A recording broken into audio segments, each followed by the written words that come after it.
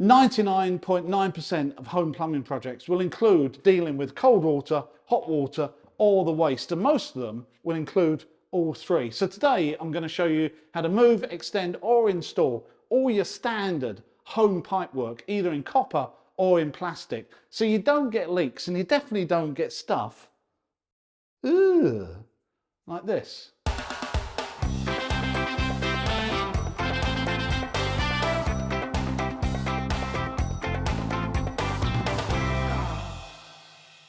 So today's little project is to disconnect and reroute my hot cold and my waste from where the sink used to be, which is here, to where it's going to be, which is here. So I need to reroute it through this wall so you can't see the pipes and get them to stick out at the right place for the new sink position in such a way as well that I can fill this hole and make this good as well. So the first thing I need to do is turn the water off, drain down some of the hot and cold, and disconnect these hot and cold pipes. But that means that I've got my first problem, because these connections here, I think, are called HEP2O. And from first sight, it's not obvious how to disconnect the pipe. There's nothing to twist, and there's no obvious mechanism that you can undo to pull the pipe out. But there is, you just have to know, and that's why you watch videos like this, isn't it? So go and see me down in the workshop, and I'll explain how to open a HEP2O fitting. You'll recognise these HEP2O fittings because they've got a smooth, slightly rounded face to them. Unlike the speed fit fittings, they've got a gnarled edge and can twist in and out and lock. These ones have got no particular locking on them. They just go round in circles. If you try to screw it off, you'll never do it because that's not how they work. The only thing they do have is right where the pipe goes in, there is a sort of ring, and potentially you can get a screwdriver and push that ring. It seems to be slightly sprung. It does go down and up again. And that's the key to unlocking these. That ring needs to be pushed in to be able to pull this pipe out. Now, potentially you can do it with screwdrivers, but what I found is you do need a screwdriver on either side to push that ring equally at the same time. And if you can push that down successfully, and it is quite stiff, and pull the pipe at the same time, yeah, so it is possible with a couple of screwdrivers to pull out one of these pipes, but that's hard enough on the bench. If the pipe is in the wall, I can tell you from experience that you can waste your life trying to open up one of these joints with screwdrivers. So a lot better solution is to go and buy yourself a proper key that's designed to open this. And this is a HEP2O key, and you get them in packs of 3 or 4 depending on the size, and they're not very expensive. I'll put an Amazon link to where you can buy a pack like this, but you may get it cheaper at Screwfix or Toolstation. That's up to you. So with this in mind, this makes life a lot easier, especially if you're in a confined space. And all you do is you clip it on, for the pipe clips on, you push it down to the fitting, and then one more push into the ring, just a bit further, and at the same time pull out the pipe, and that makes life an awful lot easier and manageable. So that's how you open HEP2O fittings. Now, with regard to speed fit, and I must admit I prefer these where you can lock by hand and pull the pipe out by hand as well. All you need to remember is once you've got the pipe cut to the right length, and the best way of cutting a pipe to make sure you haven't got any burrs or whatever is a pair of pipe cutters. This is quite a big set that I use for the larger diameter pipes. You don't need something this big, but these just cut a really nice, clean, flat edge. And they're worth, if you're going to do some of this work, it's absolutely worth buying something like this. But you do need to put this inset in, and for all, whether it's speed fit or H2O or HEP2O, you do need to have an insert, and all that does is pop in there like that, and it reinforces that last 20 millimeters, which gives this, the jaws in this, a little bit more beef to cut into. It still sort of works without one of those inserts, but I wouldn't recommend it. It's best just to buy a pack and use them. And all you do with these is you just push them in like before, and then to lock them you just tighten that up by a quick twist, and that's never going to come out. And there's no way, once it's in the lock position, to pull it out. Now, to take it out, it's very simple, and you don't need a key either. You just unlock it, and then rather than using the key, you just hold back the ring around the outside and pull the pipe. That means the jaws release the pipe, and then the pipe just comes out. And you can do that as many times as you want. And I prefer these to the HEP 2.0 because you don't need keys and they're just easier to use. So let's go back to the bathroom and I'll show you me putting some of this in. So now I know how to disconnect this stuff, I'm ready to start working on my pipe work. But a couple of tips before we even cut into any of this. First of all, turn the water off, drain it from downstairs, and make sure that it's 100% turned off. If not, gradually the water will build up, and halfway through doing this job, suddenly I'm going to have water coming out. So make sure that it's properly off, or just keep the tap downstairs open. So if it does tend to seep in, it's got somewhere to go before it floods me. Secondly, make sure you've got stop ends and enough fittings to do what you need. Maybe buy more than you need. You can always take them back if you haven't unwrapped them. Because once I start this job, I can't stop, and I don't really want to go down to the DIY shop just to buy a couple of stop ends because I'm in trouble. And thirdly, before we cut anything, just make sure you've got plenty of towel, buckets, any of that, just to deal with any water that might come out. You don't want these in the garage if you're working upstairs in the bathroom. By the time you come back, everything's flooded. So now I know that the water is off. I can open these, make sure, prove it to myself there's no water in here, and then start taking off the fittings.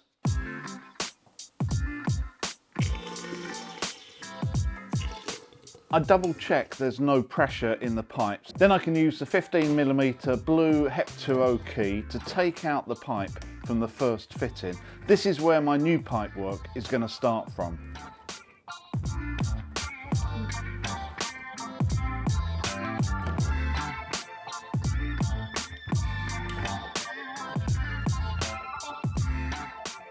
I have to remove some plasterboard so both the water and waste pipes can continue in the existing wall a bit further before turning into the new wall.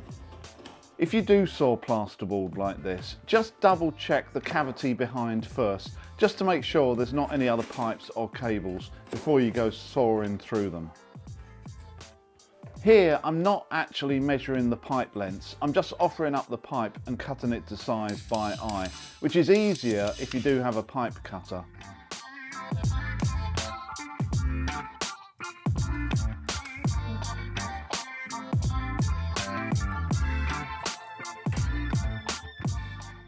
I carefully take out to reuse the insert for the HEP 2.0 fitting as I don't have any new. But before fixing my first length in place, I have to cut the stud back a touch to ensure the pipes are sitting behind the plasterboard line rather than inside it.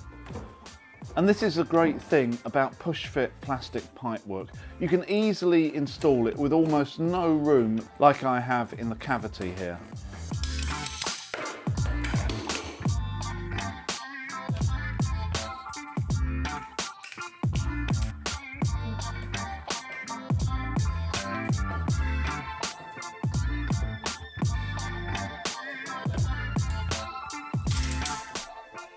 I mark out where the hot and cold feed pipes need to end up, which also dictates where I need to drill a hole through the studs to get them there.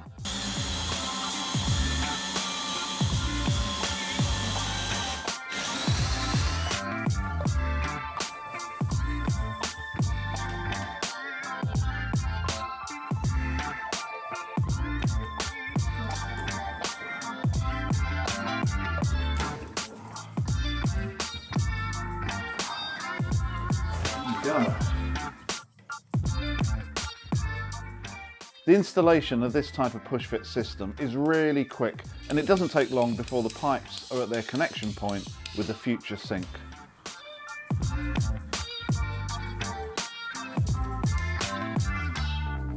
At the end of this plastic pipe work, I've got a short length of copper to put on so I can put an isolation valve. And this is exactly what they've done on the existing pipe work. And this is where we saw it go all green and blue, which is where we've had a small leak. And that's the colour that copper goes when copper gets wet and starts oxidising. And there's a really easy way of stopping a small leak like this. Like with any copper, you should really be cutting using a pipe cutter. It just means that all the burrs are kept to a minimum. And it definitely outside is nice and soft. If you do have any burrs on the inside, I would recommend using a deburring tool like this. It's got one end which is for the inside and one for the outside. You can just make sure that it's nice and clean and you end up with no burrs in the middle. If you've cut it with a pipe cutter, then you don't need to do it on the outside because it'll naturally give you a nice rounded end. So in 30 seconds, I'll show you how to put together a compression fitting that will never leak. And firstly, there's a few things you've got to do to make sure you get the best result. First of all, your pipe has to be nice and clean and smooth. That way the olive will get a good bearing. Secondly, when you put your pipe into the fitting, it's got to go in all the way. You can see here, it's about maybe ½ an inch. So that's fitted all the way, and it's got to be like that all the time when you actually do the nut up. You mustn't let it suddenly slip out. The olive gets pushed all the way up to the fitting, and then the nut pushes the olive and the pipe into the fitting. Now, the trick to doing this, and they're getting no more even small leaks, is to put some PTFE tape on the olive. Well, there's two ways of doing it. You can do it now, but the problem is the olive is moving about. What I like to do is put the pipe in, put the olive in, tighten it up, give it a little tighten up with your grips and an adjustable spanner. That way the olive has now started to crush onto the pipe, which means it's not going to move. We can now undo it, take the pipe out. The olive has now started clamping itself on the pipe.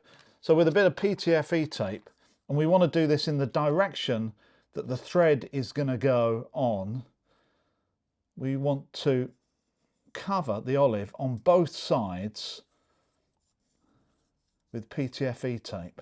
And this is really, really thin tape, so it doesn't matter if you do quite a few rounds, but it wants to be in the same direction that the nut is tightening onto. That way it's not going to come off.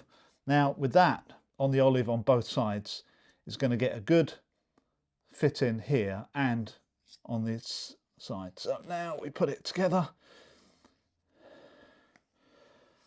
get that starting to grip, put it in our grips, tighten the nut. We don't want to over tighten. And you can see a little bit of PTFE tape just coming through there, and that is never going to leak. So back in the bathroom, I make up 2 short copper stubs to take the isolation valves, which doesn't take long, and just push into the plastic connectors without the need for any inserts.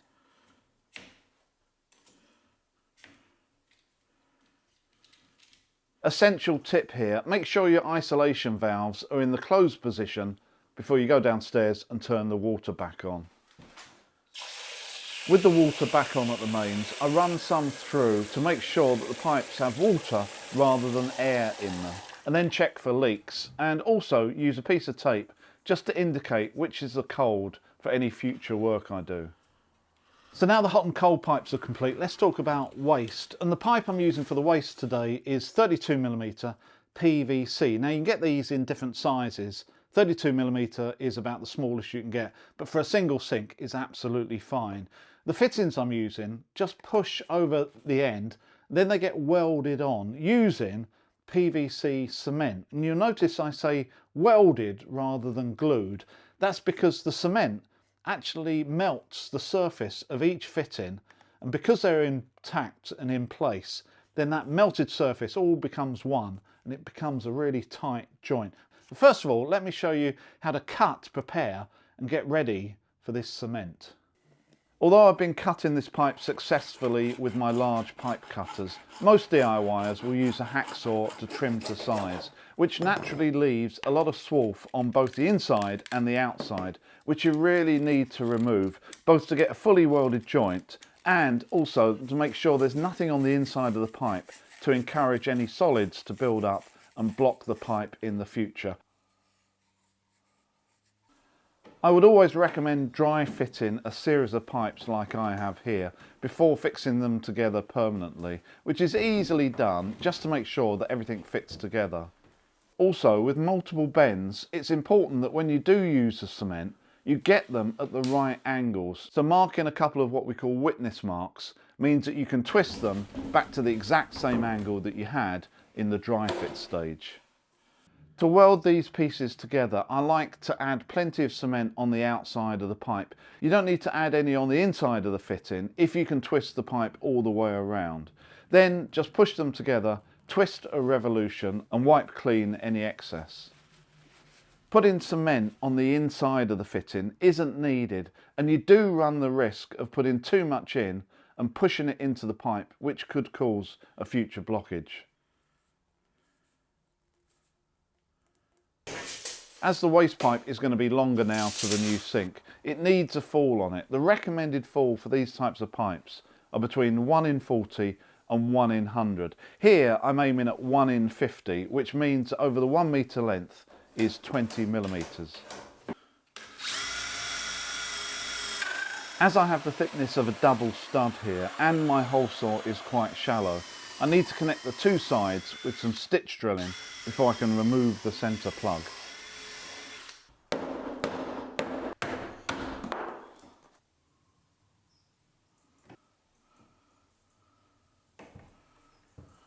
So that's it, that's everything welded up and permanently fixed in place, except just one connection here between this pipe and the pipe in the corner. And the reason I've done that is that once the sink is on and I put this L bend in the corner, I want to really sort of have that flexibility to see where it's going to point. So if I just leave that one off, then when the sink is on and everything's in place, I can just weld that up. I've got the luxury of still being able to get into that corner just to make sure that's the right angle.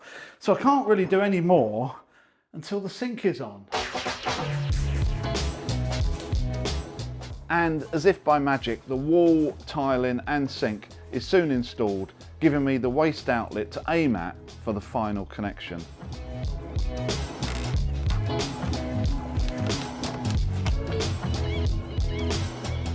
This time I do use some cement in the fitting as I can't quite twist the pipe a full 360, so I just add a little bit to make sure I don't get any leaks.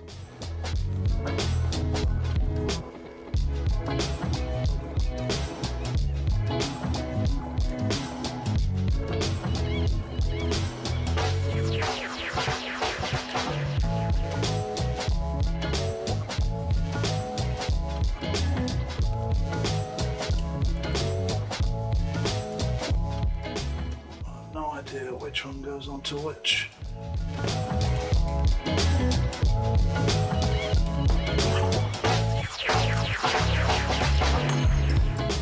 Even though I know which one of these is the cold, which is the bottom one because that's the blue tape, I have no idea which one of these is a hot and cold, so 50-50 chance. But normally that means I'm going to get it wrong.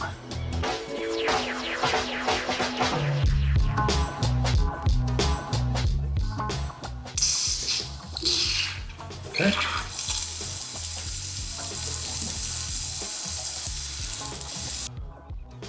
So after all the work, I discover that my original tap is so calcified up that the water is hardly coming out.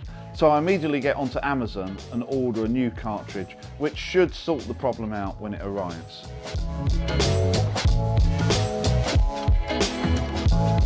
So that's the plumbing just about complete, and I've checked all the pipes and the joints and I've got no leaks at all, which is good, which also means I can put the plasterboard on the other side of this wall and box in all these other holes that I've got and make good. Remember, all the tools that I use you can see on my Amazon storefront if you want to have a look at that. Hope you've enjoyed this video and you've learned a little bit about plumbing. That is a good job done, really happy with that, except